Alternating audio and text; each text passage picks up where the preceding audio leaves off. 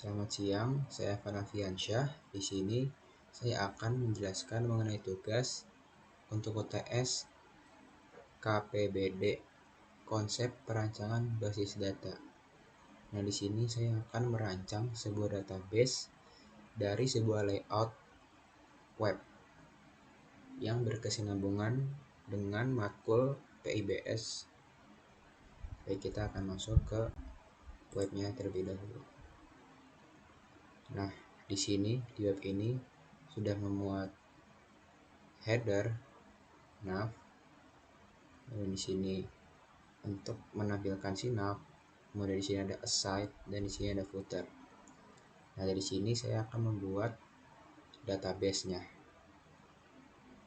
Di sini saya sudah menyiapkan anonymized form-nya, atau bisa dibilang masih mentahannya. Jadi semua ini saya taruh di sini sebelum saya kelompokkan. Ada ID user, username, password, name, nama mahasiswa, tanggal lahir, tempat lahir, foto, nama header, pendidikan, pengalaman, keahlian, publikasi, dan yang dimuat di footer seperti Twitter, Facebook, Instagram, copyright, nama, dan tagline.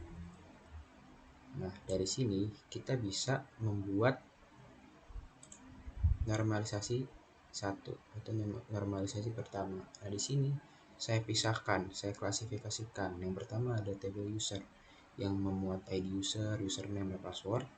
Kemudian table header yang memuat ID header, ID user, nama header, dan foto. Kita bisa lihat juga, yaitu di sini ada nama header dan foto itu sendiri.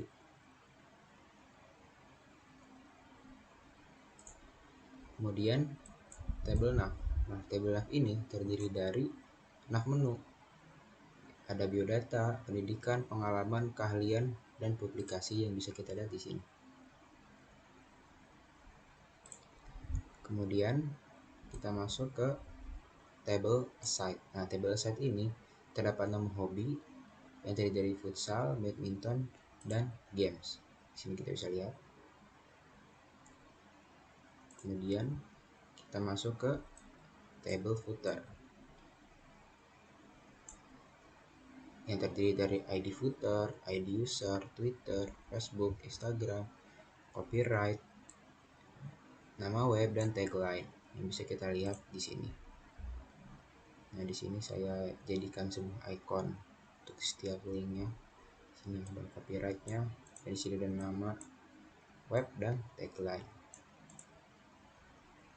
Kita kembali. Nah, di sini adalah penjabaran dari masing-masing menu. Yang pertama ada biodata, bisa kita akses di sini. Terdapat name, nama, tanggal lahir, tempat lahir, dan kita bisa lihat di sini juga ada ID biodata, ID user, name mahasiswa, nama mahasiswa, tanggal lahir, dan tempat lahir. Next, kita masuk ke tabel pendidikan. Pendidikan di sini ada ID pendidikan, ID user, nama institusi, dan periode, persis seperti yang ada di web. Tampilan web ada nama sekolah dan periodenya. Yang baik lagi, kita akan masuk ke tabel pengalaman.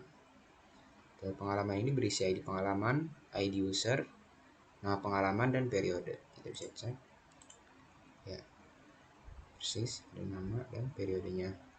Kemudian kita masuk ke tabel keahlian. Tabel keahlian ini memuat ID keahlian, ID user, nama keahlian, dan media.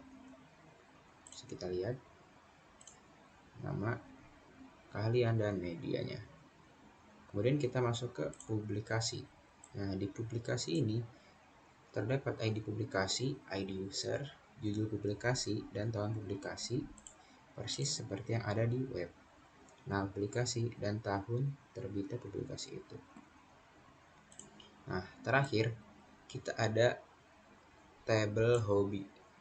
Tabel hobi ini yang terdapat di dalam tabel aside,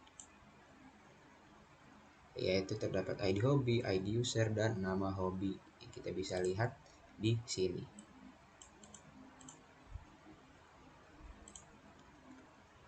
Nah, kenapa cuman sampai 1NF? Karena di tabel ini tuh sudah tidak memiliki field multi-value dan tidak ada atribut yang memiliki lebih dari satu nilai per baris. Jadi sudah cukup dan tidak perlu dibuat NF kedua atau 2NF.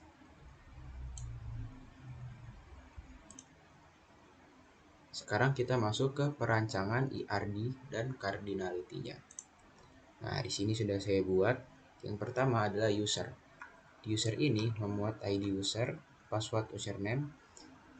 Nah, di sini tuh si user itu dapat masuk website dan mengakses beberapa layout yang tertera di dalam website itu, seperti ada header, nav, aside, dan footer.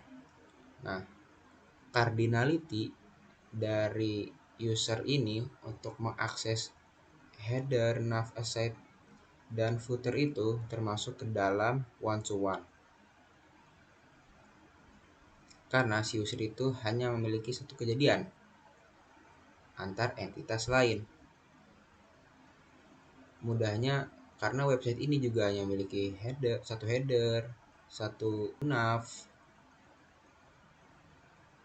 satu aside, dan satu footer. Nah, kemudian kita melihat di di nav menu itu tadi kan ada beberapa. Ada biodata, ada pendidikan, ada pengalaman, keahlian, dan publikasi.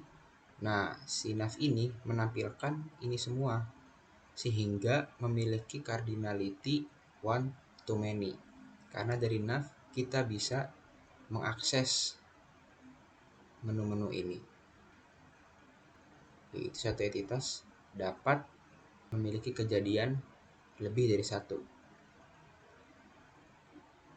Baik, mungkin cukup sekian dari saya. Kurang lebihnya mohon maaf. Terima kasih.